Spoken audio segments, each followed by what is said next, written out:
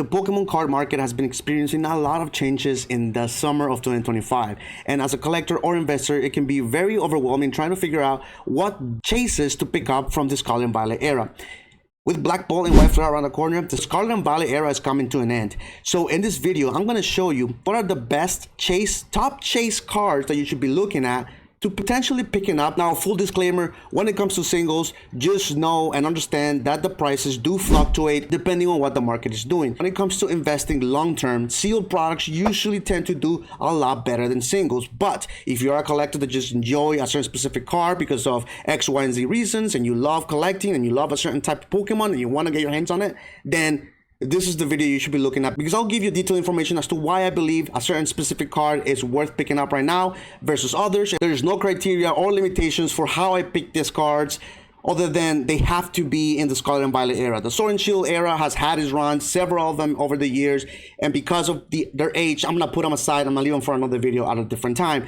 But in this video, we're going to be covering the top chase cards of 2025 that you should be looking at and keeping tabs on. All right, you guys, at number 5, we have the Pikachu EX from Surgeon Sparks. This card, when it released, in my opinion, it was hyped up. Everybody knew that Prismatic Evolutions was coming. It got hyped up so bad that it was costing around $500 at release. And as you can see, it has come down tremendously. This is a fun water park slide that you can have on this Pikachu card on the chart. But 41% down in 6 months and 23% in 3 months. And in the last month, we're still seeing a 7% decrease in price for this Pikachu, down to $248. Now, remember, this card is part of the H block, and the H block doesn't go out of rotation until later down the road. So we have time. There could be more reprints of Surgeon Sparks coming down the line, and it could cause this card to come even lower. But $248, in my opinion, personally, it deserves a spot in my top 5. Because it is a beautiful card. They could have done more with the art of this SIR, but for what it is, at the current price with a 40% decrease from an all-time high of $500, I think it's a great card to have in your collection. The PSA 10 copy is going for $800, and it only has like 5,000 population of PSA 10s. So in my opinion, it is a very low population and has potential for the long term. Now, the Greninja, when I first made the draft for this video, the Greninja was actually higher in this list. Right now, I placed it at number 4. There's a couple reasons why. I think one of the reasons that I drop it down to number 4 is because of the price point. It's still hovering around $267. And the other bigger main issue as well is that it's part of the H block as well. It's Twilight Masquerade. We may see a reprint of Twilight Masquerade here in the future. Don't quote me on that, but because it's the H block, doesn't go out of rotation until later, we got a lot of time left. If a reprint were to happen, this card may see more decrease than what it has seen in the last 3 to 6 months. Again, it's come down 21% from an all-time high of $410. I couldn't put it any higher on my list because of the price point and because it's part of the H block. Needless to say, it is a beautiful card. The art on this card just it draws you in, and it makes you kind of look at the detail of what's going on in it. It is a beautiful card in my opinion. At $267, it still deserves a spot in my top 5, but just be mindful that, again, if a reprint were to happen, it may continue to go down in price. Also notice that if we look at the 1 month, there's been days where there's no liquidity. No purchases have been made for this particular card, and I think it's relative to the price point. It's relative to how pricey it is, and it's not a huge sought after Pokemon like Eevee, Pikachu, and Charizard. It is still a really liquid Pokemon, a desirable Pokemon, a lot of people's favorite Pokemon, but at the price point that it currently is, it deserves a spot, but I still think that you should be watching this card carefully for the months to come. The Charizard EX at spot number 3. Now, this card has seen an 18% drop in the last 3 months, 20% in the last 6 months, and its all-time high appeared to be almost $300 back at the beginning of the year. This card, in my opinion, could do really good in the long term. At the current price of $180, I believe it is a solid pickup right now, and that's why it's at my number 3 for this list. 151, one of the most iconic sets, specialty sets of the Scarlet and Violet era, and this card, in my opinion, has gotten a lot of traction, a lot of attention. Some negative with the no-neck Charizard, and a lot of people believe that they could have done a better job with the art, but in my opinion, personally, I'm very bullish on this card in the long term. One thing that I think is putting the price down to where it is now is because the PSA 10 on this card the population report is 18,000 copies in a PSA 10 has been graded. That is a crazy amount of copies in PSA 10. That usually plays a role in how the raw moves and how pricing correlates to that as well. So it is very high in the PSA 10 department, and it's going upwards of $690 for a PSA 10, which it makes sense for the amount of copies there is out there right now. But again, keep an eye on this card. $180, I think it's still a pretty good deal. At number 2, of course, is the Magikarp from Paldea Evolved.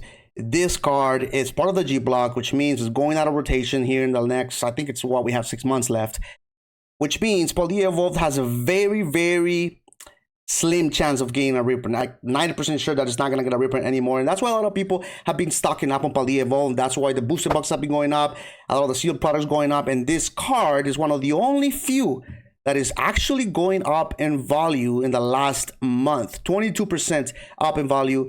And I believe it has to do with, one, the fact that it's going out of rotation as part of the G block, but also it's the population report in a PSA 10. It only has 2,000 PSA 10s. Apparently, it's a really hard card to grade in a 10.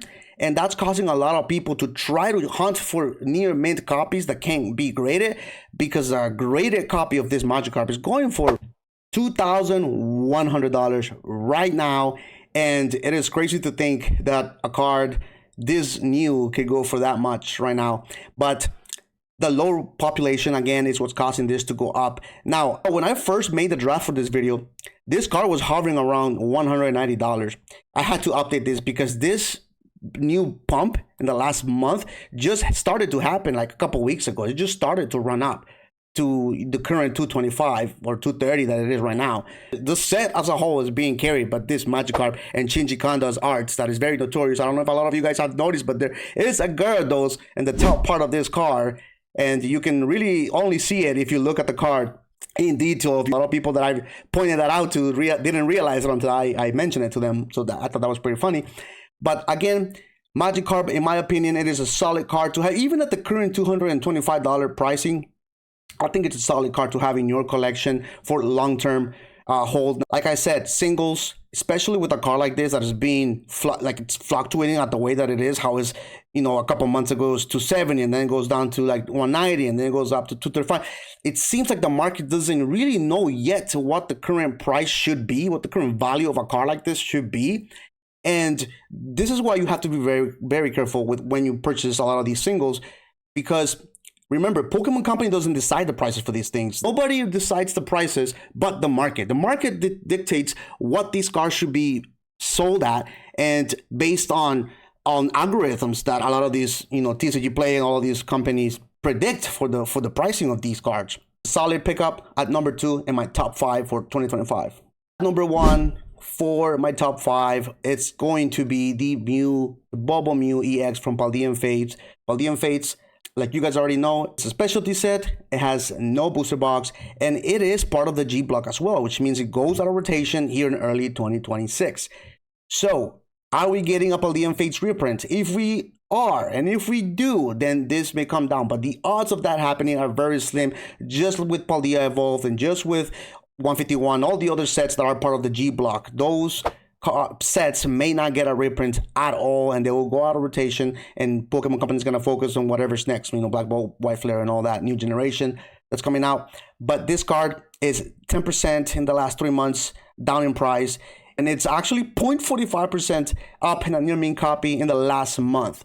This one, together with the Magikarp, in my opinion, have a stronger market than the rest of them. As you can see, it's basically going, yes, a little bit of fluctuations up and down the last month, but it's essentially going sideways and up a little more than normal. And again, it's due to the fact that Paldea Fates, it's a specialty setting, may not get a reprint here soon. It is an SIR, it is a very desirable card. It has been holding at $290, an all-time high for this card.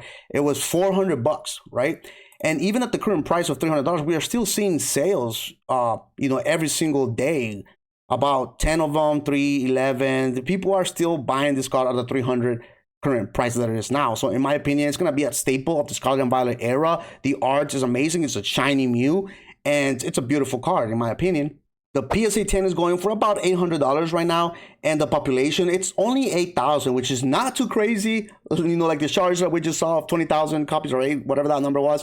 but it's not too low either, like the Magikarp. So it's sitting right at the middle point. So it's not too hard to grade. It's not too easy to grade either. It's where it should be, right? And the price point that it currently is reflects that right now. I think it's a solid pickup. It's got great potential for the future. You may notice, and I know I'm gonna throw this in there, because you may notice that I didn't put any Destined Rivals or any Prismatic Evolution cards in here. And the reason is plain and simple. Usually, in order for me to make a top 5 or a top 10 and add these cards into the list, they need to be marinated into the market for 4 to 6 months. Now, you may be thinking, well, Prismatic Evolutions came out in January. Why? It's already been like 5 months. Why are they not in the list? Well, I still believe that a lot of these Prismatic cards are overpriced. They have seen a massive correction in price since already 33% on this Umbreon EX at sitting at $950. I think that this card still has a little more room to come down in price. I don't think it should be at that at just 5 months after release. Same thing with the Sylveon. The Sylveon has seen 32% down, 20% in the last 3 months, and it continues to drop in the last month, 12%. And as you can see, not many people are buying this in June. It went 1, 2, 3, 4 days without any purchases at this $400 price. So there's not really that much interest at this price point. If Pokemon Company were to drop more Prismatic here in the future, this may come down. The Umbreon has also seen several days with no purchases at all. There's a lot of blank spaces here, as you can see, and it's coming down in price. It's a $1,000 card. Who really wants to spend $1,000 cards when there's so many more other cards that you can buy? Bubble Mew, you can buy the Magikarp, you can buy the Greninja, 3 of the best SIRs in Scarlet and Violet, instead of buying the one Umbreon EX. In my opinion, that's what I would do.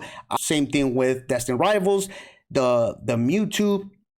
It's going for about $400. I actually need this card for my personal collection because I'm a Mewtwo collector, and I don't feel that I want to pay $400 for this card. I want to wait a couple months, probably into the winter, for it to settle and find the price that it should be valued at as per the market, and then decide from there. So that is my opinion again. Let me know in your comment section what you guys think. So as always, this is my opinion. This is what I believe that you should be looking at and what I'm looking at for my personal collection. A lot of the prismatic cards, like I said, are not going to be in the list anytime soon. I believe that there's still price correction to happen. Let me know in the comments down below what you guys think, if you agree or if you disagree with any of these Scarlet and Violet chase cards that I put in my top 5. And if you are on a budget, check out this video where you're going to be able to see my top 8 or 5, whatever it was, for 2025 under $50. And I give you more insights about that in that video. So if you haven't already, subscribe to the channel, give this video a like if you enjoy what you see. And as always, stay positive, keep your head up, and I'll see you guys in the next one. Peace.